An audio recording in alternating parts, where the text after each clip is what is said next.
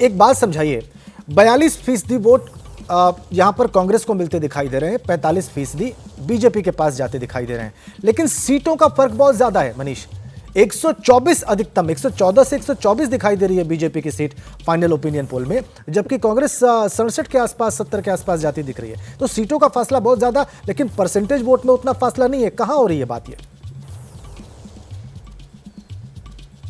बिल्कुल राजेंद्र, अगर आप पिछले चुनाव के नतीजों की तरफ नजर डालें तो आपको दिखेगा महज आधा फीसदी का फर्क था, लेकिन कांग्रेस और बीजेपी की सीटों का अंतर तकरीबन 27 और 28 तक पहुंच गया था। राजस्थान में एक लोगों की टेंडेंसी रही है, एक मानस बनाकर बैठते हैं कि एक बार अगर कांग्रेस के प्रत्याशी को जिता दिया तो अगली बार वो खुद ब खुद बीजेपी की तरफ मूव हो जाते हैं। कल कांग्रेस के वरिष्ठ नेता और स्टार प्रचारक सचिन पायलट मेरे साथ थे कैंपेन ट्रेल में।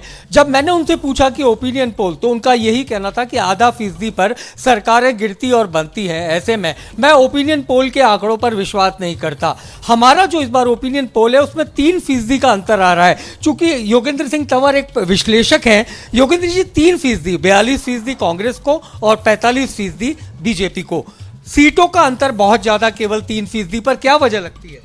देखिए, एक तो ट्रेंड आपने जैसे बताया कि चेंज होता है, एक बार कांग्रेस एक बार बीजेपी, प्लस दूसरा जो हमारे जो स्थायी गढ़ हैं वो आते ही आते हैं, तो निश्चित रूप से ये संख्या इस तरह की बढ़ेगी, ये हमें विश्वास है। तो आप मानते हैं कि कांग्रेस महज 75 पर सिमट रही है, बीजेपी 125 तक जा रही है?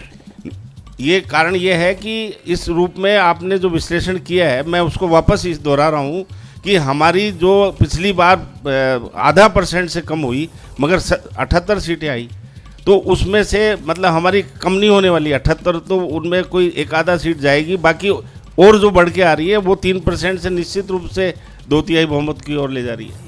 राजेंद्र, अहम बात यह है कि राजस्थान में आज तक थर्ड फ्रंट यानी तीसरा मोर्चा कुछ नहीं कर पाया, चाहे बात AIMIM की जाए या हनुमान बेनीवाल की पार्टी की जाए, लेकिन हमारा सर्वे 13 सीटें बता रहा है, यानी कि निर्दलीय और जो तीसरा मोर्चा है वो 13 सीटें ले सकता है। लेकिन आज की स्थिति की बात करें तो बीजेपी की हवा या अंडर करंट कहा जा सकता है कि मुझे लगता है ये 13 सीटें भी बामुश्किल ही इन तीसरे मोर्चे के नेताओं को मिल पाएगी। जी राजेंद्र। जब सियासत के शोर में खबर खोने लगे, जब सूचनाएं कम, हंगामा ज्यादा होने लगे, तब जरूरी है संविधान के पन्ने पलटना, खबर की तह हटाकर आगे निकलना।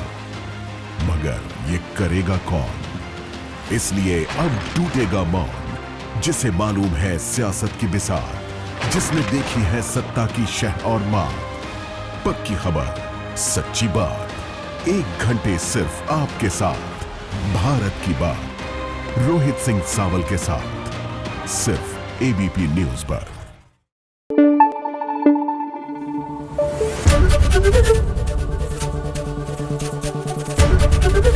ABP न्यूज आपको रखे आगे।